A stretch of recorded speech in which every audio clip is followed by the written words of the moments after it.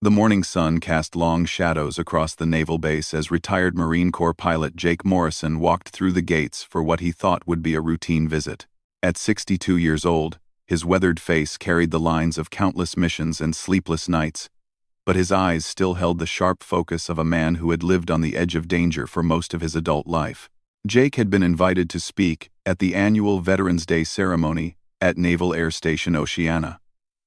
It was supposed to be a simple honor. Share some stories with the young pilots, maybe inspire a few of them with tales from the old days.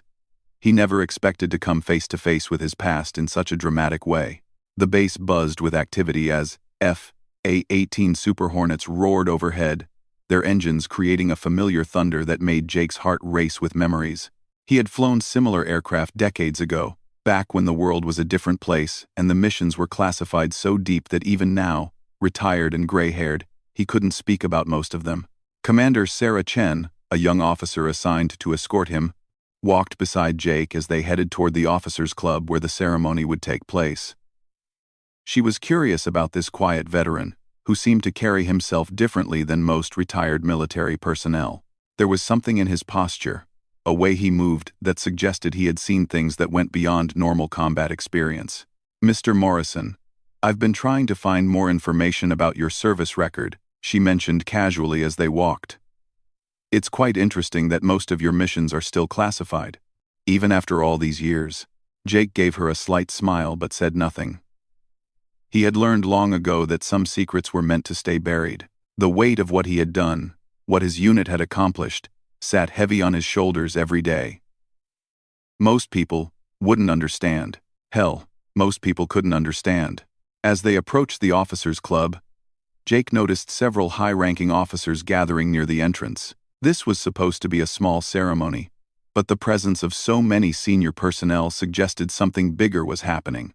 Commander Chen seemed surprised too, checking her schedule on her phone with a confused expression.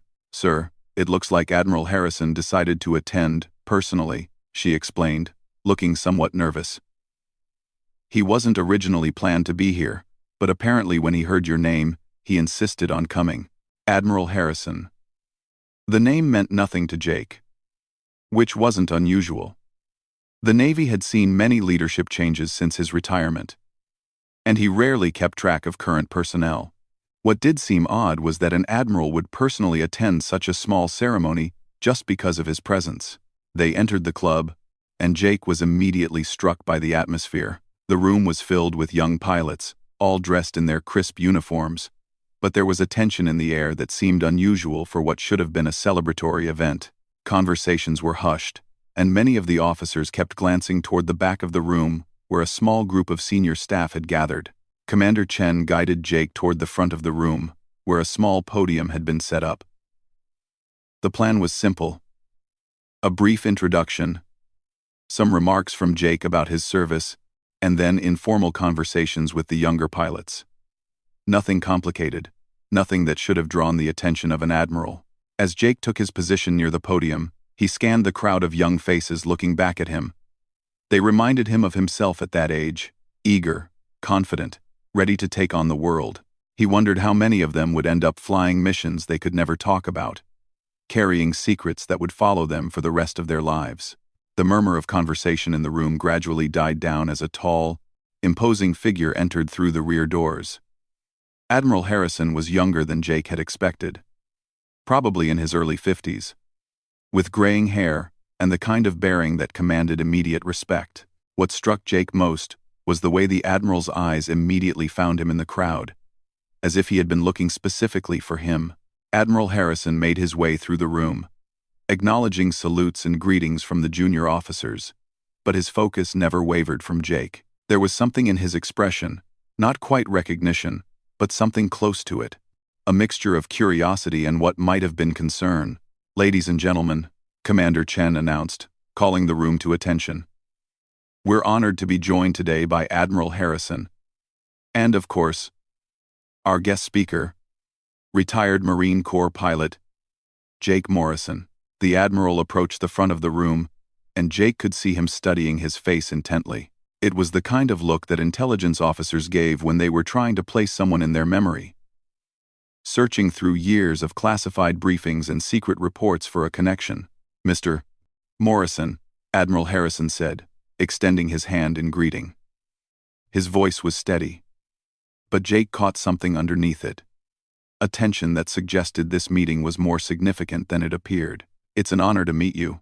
Your reputation precedes you." Jake shook the Admiral's hand, noting the firm grip and the way Harrison held eye contact a few seconds longer than necessary. "Admiral, I'm honored to be here today. I understand you flew some very interesting missions during your time in service," Harrison continued, his voice carrying just loud enough for nearby officers to hear. "I'd be curious to know more about your experiences." The room had grown quiet, with most of the junior officers straining to hear the conversation between their admiral and this mysterious retired pilot. Jake sensed that whatever was happening here went beyond a simple veteran ceremony. "Well, Admiral," Jake replied carefully, "I'm sure you understand that much of what I did remains classified. But I'm happy to share what I can with these young pilots about the more general aspects of my service." Admiral Harrison nodded, but Jake could see wheels turning behind his eyes. The Admiral was fishing for something specific, testing the waters to see how Jake would respond to probing questions about his past. The ceremony proceeded as planned, with Jake sharing stories about flight training, the importance of teamwork, and the challenges of military aviation. He kept his remarks general, avoiding any specifics that might venture into classified territory. But throughout his speech, he could feel Admiral Harrison watching him, studying every word, every gesture. When Jake finished his remarks and opened the floor for questions, the young pilots were enthusiastic and engaged. They asked about dogfighting tactics, carrier landings, and what it was like to fly in combat. Jake answered honestly but carefully, always mindful of what he could and couldn't say. It was then that Admiral Harrison stepped forward, his expression having grown more serious during Jake's presentation. "Mr. Morrison," the Admiral said, his voice cutting through the casual chatter that had developed in the room. "I have one more question, if you don't mind." The room fell silent again, sensing that something important was about to happen. Jake nodded, waiting for the question, though he had begun to suspect where this conversation was heading. Admiral Harrison took a step closer, his eyes locked on Jake's face. When he spoke, his voice was quiet, but carried clearly through the silent room. "During your service," the Admiral said slowly, "did you ever operate under a call sign?" Jake felt a chill run down his spine. Of all the questions he might have expected, this was the one he had hoped to avoid. His call sign wasn't something he had used in decades, and it wasn't something that appeared in any unclassified records. The fact that Admiral Harrison was asking about it suggested that he knew more about Jake's past than he had initially let on. The young pilots around the room looked puzzled by the question, not understanding why the Admiral would ask about something as routine as a call sign. But Jake could see in Harrison's eyes that this was anything but routine. This was the question that would determine whether his carefully guarded secrets would remain buried or be dragged into the light after all these years. Jake felt the weight of dozens of eyes on him as Admiral Harrison's question hung in the air. The silence stretched uncomfortably long, and he could see confusion spreading across the faces of the young pilots. To them, a call sign was just a nickname, something every pilot had: Maverick, Iceman, Lightning. They couldn't understand why such a simple question would create this sudden tension in the room, but Jake understood. The Admiral wasn't asking about just any call sign. Somehow, Admiral Harrison knew about operations that were supposed to have been erased from official records decades ago. Operations that involved a small unit of pilots who flew missions so secret that they didn't officially exist. That's going back a long time, Admiral," Jake said carefully, buying himself time to think. His mind raced through possibilities. How could Harrison know? Who could have told him? The files were supposed to have been destroyed, the personnel records altered to remove any trace of their special assignment. Admiral Harrison's expression didn't change, but Jake caught a slight tightening around his eyes. The Admiral was waiting, and Jake sensed that backing away from the question wasn't an option. Too many people were watching now, and any obvious evasion would only raise more questions.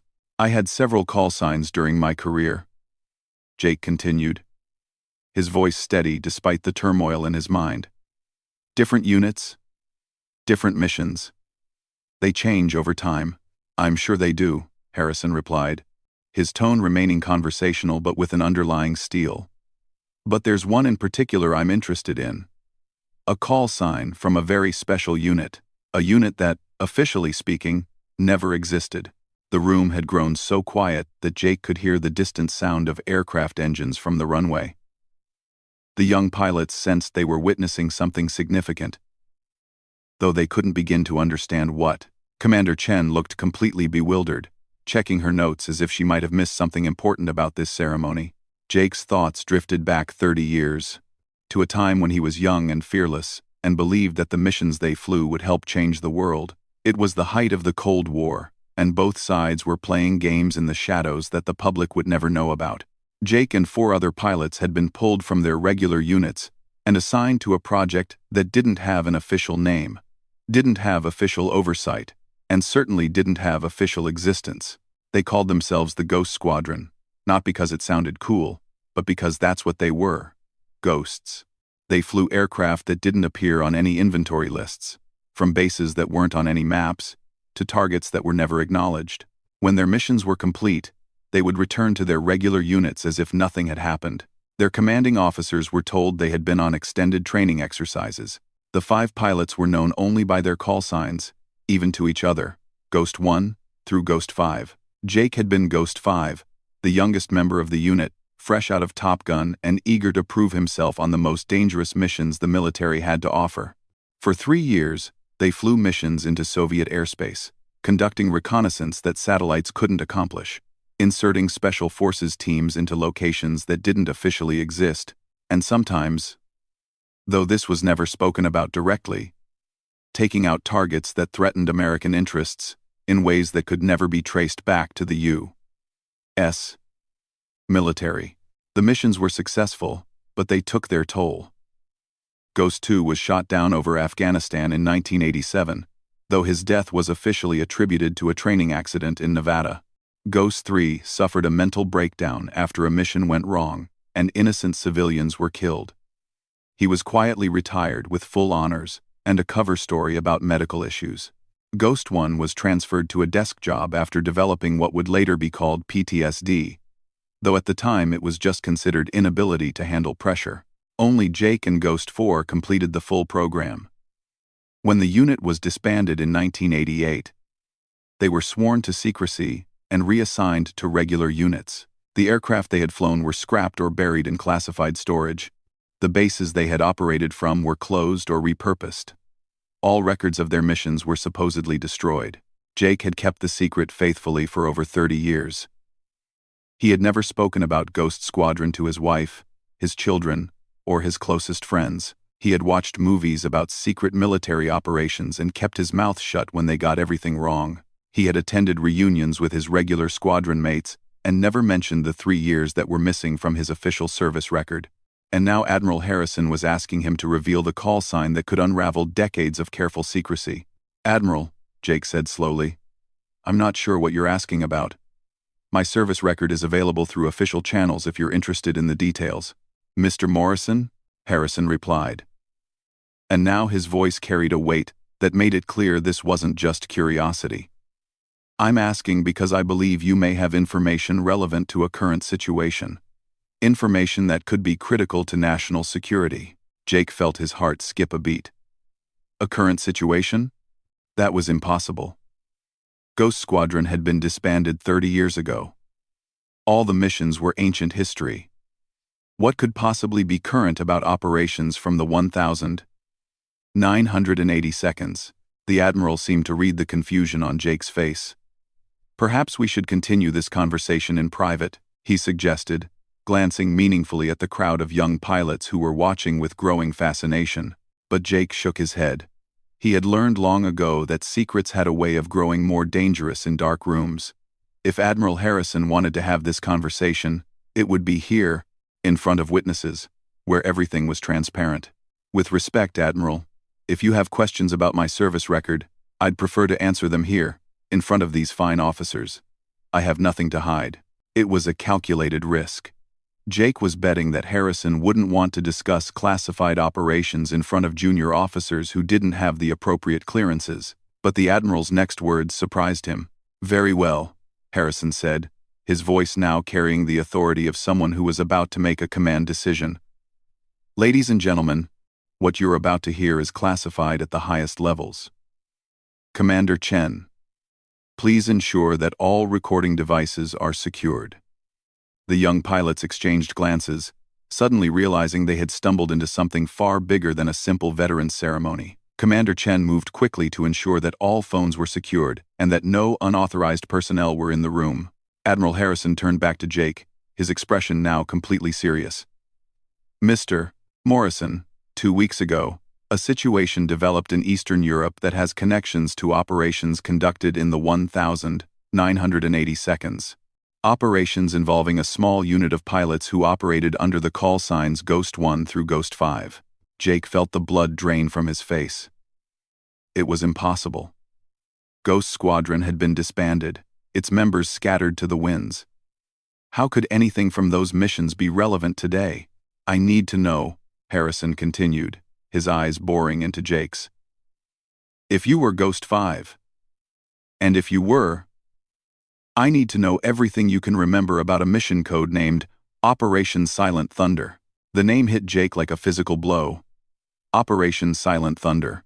The last mission of Ghost Squadron. The mission that had gone so wrong that it had led directly to the unit's disbandment.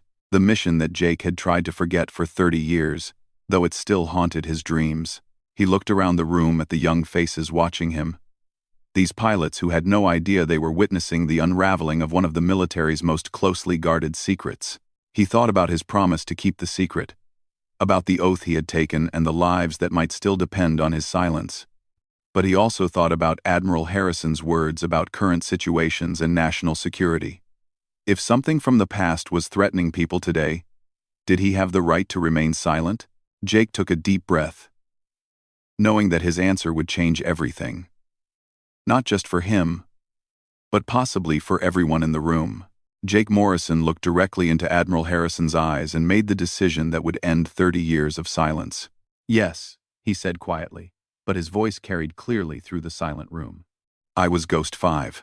The effect on Admiral Harrison was immediate and dramatic. The color drained from his face as if he had seen a ghost. Which, in a very real way, he had. His hands began to tremble slightly, and he had to steady himself against a nearby chair. The confident, commanding officer who had entered the room just minutes before seemed to age a decade in an instant. "My God," Harrison whispered, his voice barely audible. "You're supposed to be dead." The words sent a chill through everyone present. The young pilots looked at each other in confusion and growing alarm. Commander Chen stepped forward, concerned for her admiral's sudden change in demeanor. But Harrison waved her away with a shaking hand. Jake felt a familiar weight settle on his shoulders, the weight of secrets that had shaped his entire life. "Admiral, I think you need to explain what you mean by that." Harrison struggled to compose himself, running a hand through his gray hair. When he spoke again, his voice was steadier, but Jake could see the shock still reflected in his eyes. "According to every classified record I've seen, Ghost 5 died in 1988 during Operation Silent Thunder. His aircraft was shot down over Romanian airspace, and his body was never recovered. The mission was considered a complete failure, and the unit was disbanded immediately afterward." The room erupted in confused murmurs as the young officers tried to process what they were hearing. Jake held up a hand for silence, his mind racing as he began to understand the implications of what Harrison had just revealed. "Admiral," Jake said slowly, "I think someone has been lying to you. Or to me. Or to both of us." The truth was that Operation Silent Thunder had indeed been Jake's last mission with Ghost Squadron, but not for the reasons Admiral Harrison believed.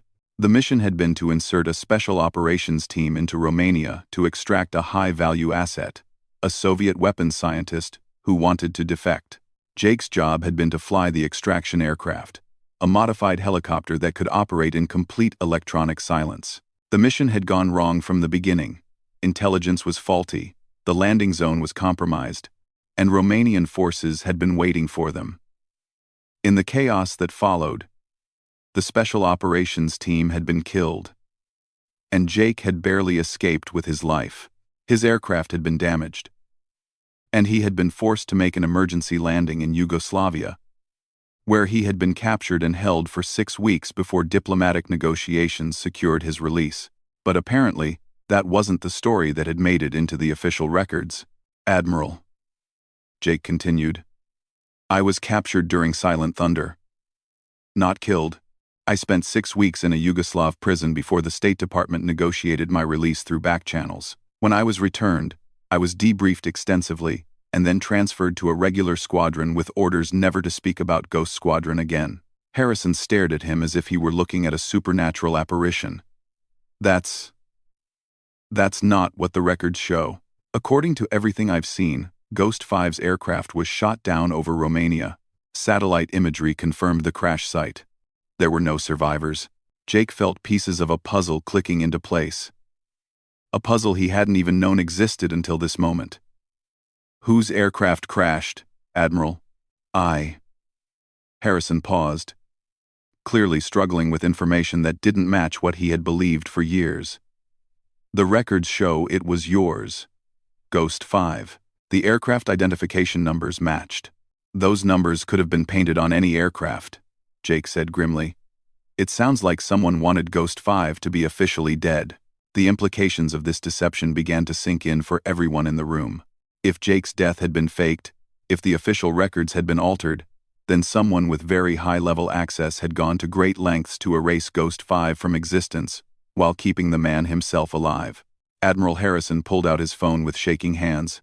I need to make some calls. If you're really alive, if the records have been falsified, then everything we thought we knew about that time period might be wrong. Admiral, Jake said urgently. Before you make those calls, you need to tell me why this matters now. You said there was a current situation. What's happening? Harrison looked around the room at the young officers who were hanging on every word.